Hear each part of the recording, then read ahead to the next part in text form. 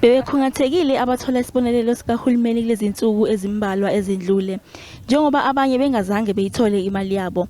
Lokho kubashiya bekhathazekile kakhulu njengoba belungiselela ukuvula kwezikole. The issue with the beneficiaries coming to the gold card started in November, where the gold card members, when they went for the children's SASSA grant, there was no money in their accounts. Their accounts were showing zero, and some of them, the balance did show, and when they tried to pull it, no money came out.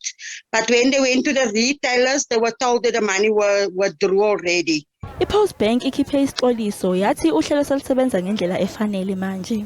We have since November last year, for the November payment run and the December payment run, did see and experience a little bit of challenges in relation to our system, where intermittently the payments were affected, and that was because Post Bank as an entity had been faced with external security issues that we have been working on. Njengoba i-Post Bank isebenza ixazululeni izinselelo zayo, inhlangano iPay the Grant South Africa ithi abanye abathola isibonelelo sikahulumeni abakasitholi isibonelelo sangozibandlela.